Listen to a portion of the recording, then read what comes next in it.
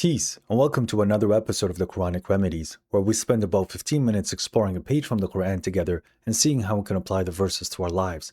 Hopefully, with God's permission, it helps us heal our brain, body, mind, and soul.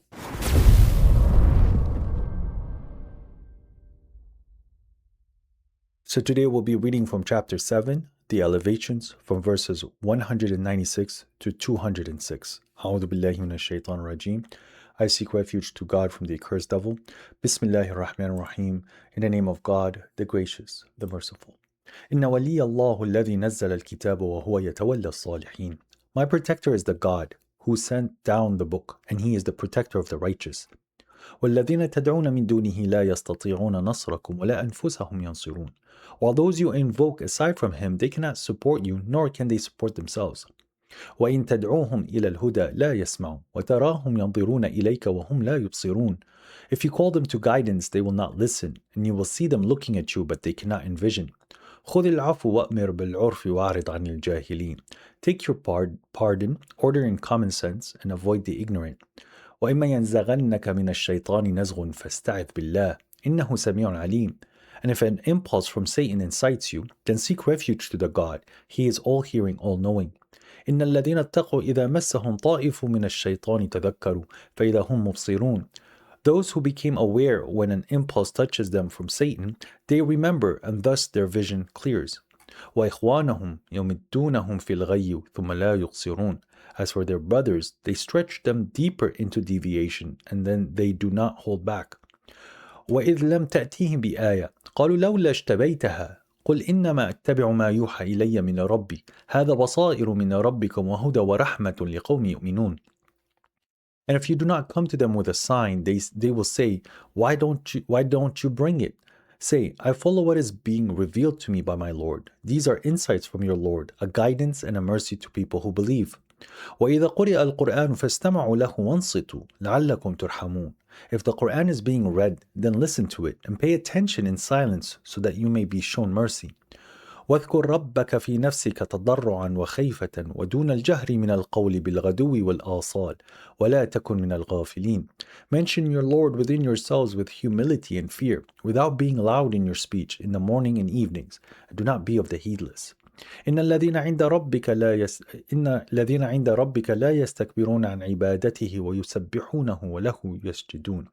Those that are with your Lord, they are never too proud to his servitude. They glorify him, and to him they prostrate. Sadaqallahu al-Azim. God the Great said the truth. The verses are carrying on in where we left off last time in regards to when people want to invoke other than God, and they say that God has associates and partners, or there are other judges other than God. When people want to take that type of path and they're challenging you with your religion, it is a very good argument to say against them. Then make your worst plan. Try to plan against me in the worst way possible, along with these partners and these other judges that you guys have, and do your worst. And this is trying to show that their lords cannot really avail them against God.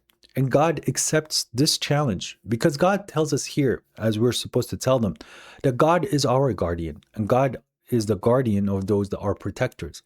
So the partners that they invoke and those things that they try to impose as partners to God, those are not aware of God's plan. But yet God is fully aware of their plan. He is the hearing, the knowing, the seeing. He's all hearing, all knowing, all seeing. So no matter how they want to try to extinguish the light of God, God is going to protect his light and protect the believers that are following this light, because he's the guardian, especially when it becomes a challenge in regards to religion. Because God is going to produce the truth, and God is going to enforce the truth. He's not going to keep the believers in confusion, and he's not going to give a argument for the disbelievers on the day of judgment. So if they do truly try to plan and try to extinguish this light with whatever plan that they want to do, and their plan fails, that means whatever they're worshiping and whoever they're serving, they're not the one that are capable of actually dominating in the way that God has always consistently dominated, the one true God. Now, this is where God is also showing us that these individuals that are worshiping whatever they're worshiping, it's not going to really avail them, because they themselves cannot even help themselves. If they were servants at one point that they are now being worshipped, those servants died and they are also experiencing whatever you as a human being is experiencing. Yet God, in his amazing grace and his magnitude and how amazing God is, he's not experiencing what we are experiencing. In fact, he's multiple levels way above us. And so therefore, it is not a challenge for God, but rather it's a challenge for you, which you're going to feel no matter what. So these idols that these people pray to, it truly just burdens them and makes them stupid in how they approach things. And this is why God tells us that even if you're calling them to the guidance, they're not people who are capable of envisioning and seeing what is being said to them. They cannot imagine the consequences that is being presented to them. In fact, they can't even connect the dots of what is being presented, despite them listening and looking and being present. They're just so deaf, dumb, and blind, and they have been encompassed with this way of thinking that they have truly shut off their cognitive abilities to a point where they're just consistently practicing dissonance, where even if they recognize something is against them, they will try to paint it in a way where it is for them, or that it's misunderstood, or there's a way for it to be reconciled with the God and what God has done.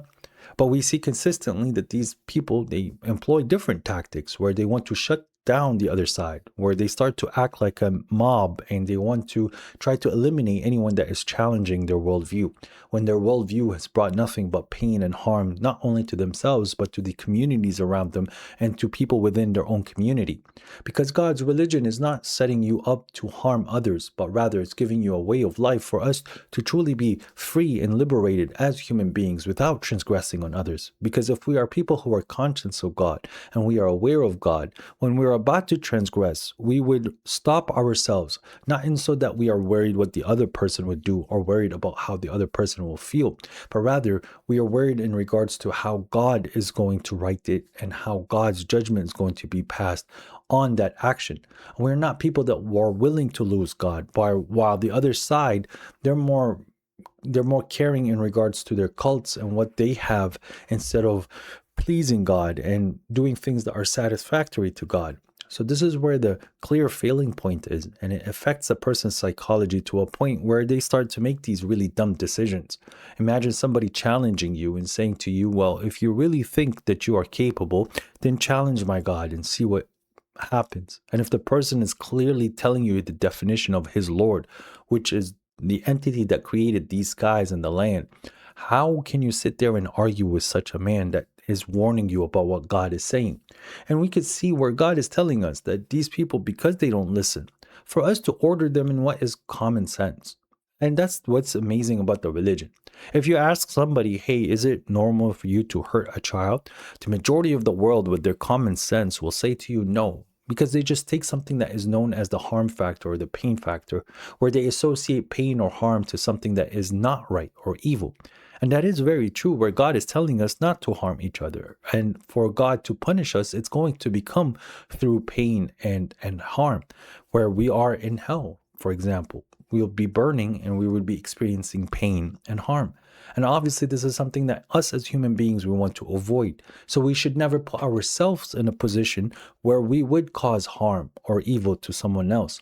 So it's very easy to order in what is considered as common sense. Hunger is a form of pain.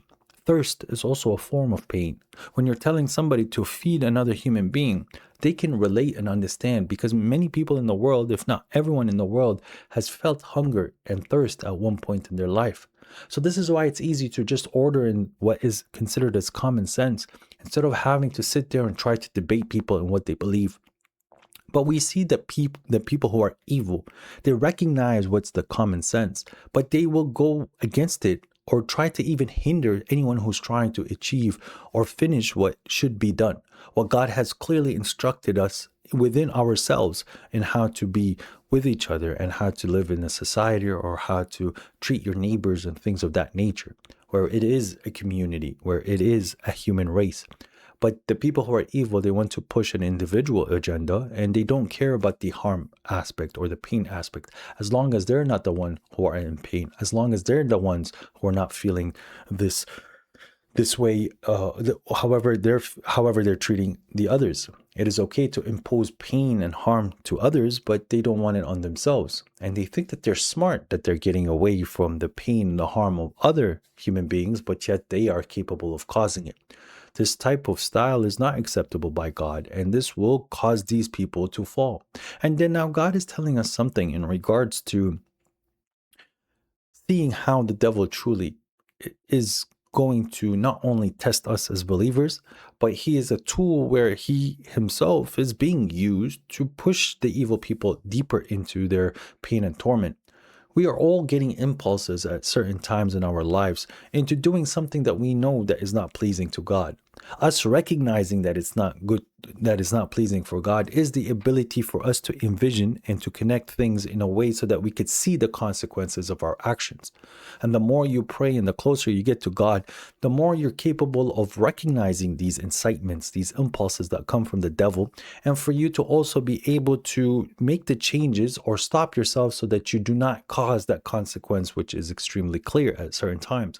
And God is telling us that if you do feel an impulse, then the fight is within yourselves, but when you seek refuge to God, God answers your call and he helps you against the devil. He will give you the inspirations or the words or the reminders in so that you are capable of dealing with whatever the devil is tempting you with, whether it's things of pleasing yourself or trying to harm someone or stealing something or doing something that God clearly doesn't want us to do.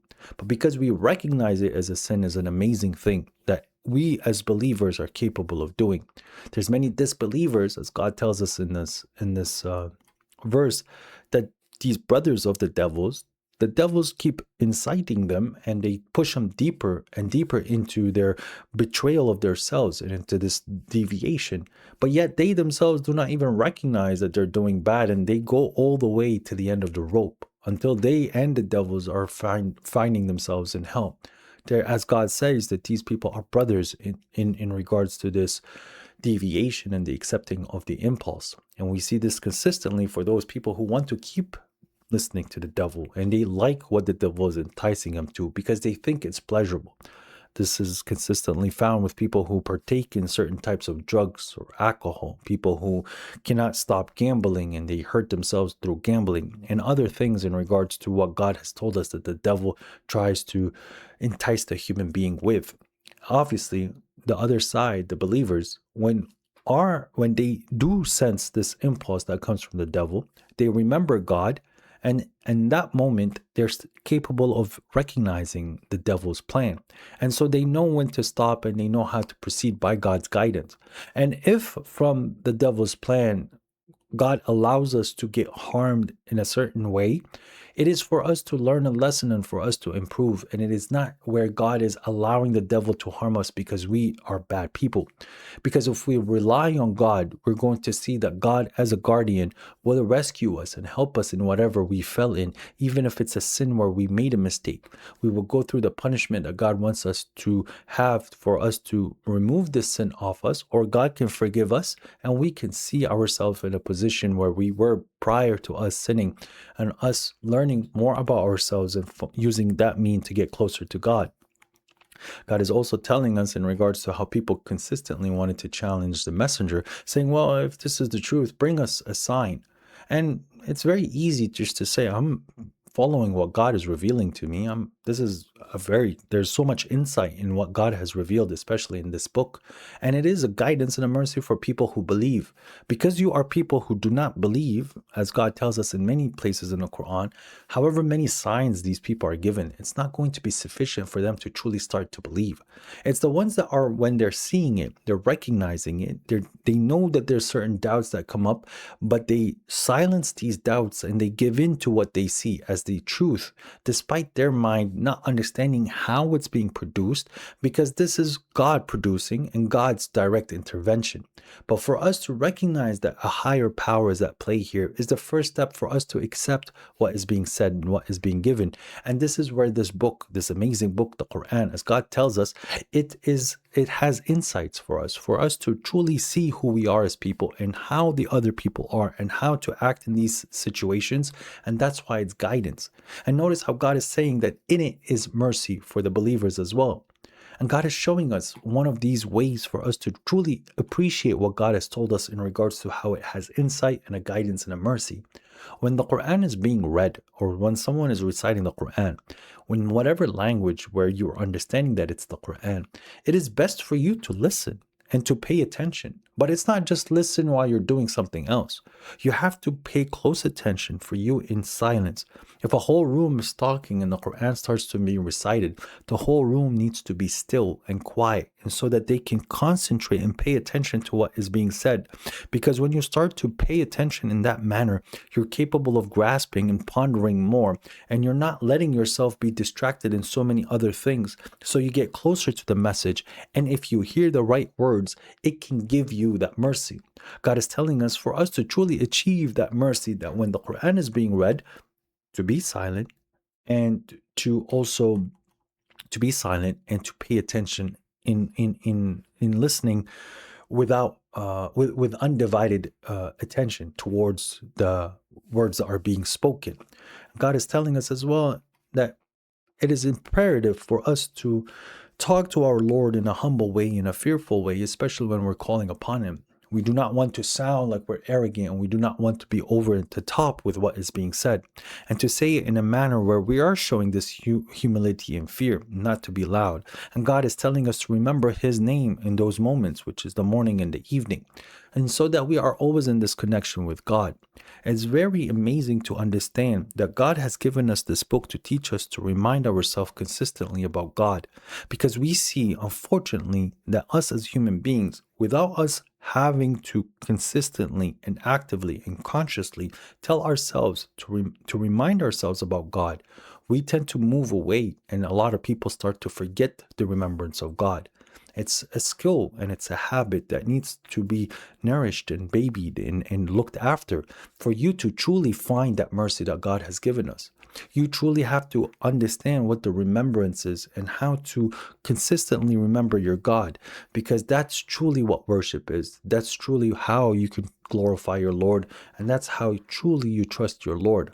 It's this love, this intense love that a human being can have with his Lord. That's why God says that those that are close to God, or the ones that want to be close to God, they are never too proud to serve Him in any moment, nor do they think that they have something that is more important than God to them. And at the same time, they are fully submitted to Him, they prostrate to Him, and they glorify to Him. And this is the true achievement that you can have by learning what this book has given you. It's giving you this insight on how to get closer to your God. And what's so amazing about this book, it teaches you how to remember your God correctly in a way where it is pleasing and satisfactory to your Lord, and you find yourselves getting closer and closer by practicing this. So the last thing that I want to say in regards to this episode is that when the Quran is being read, listen to it, pay attention in silence, lest you find mercy. With that said, all praise to our Lord, the Lord of the worlds, and peace be upon you.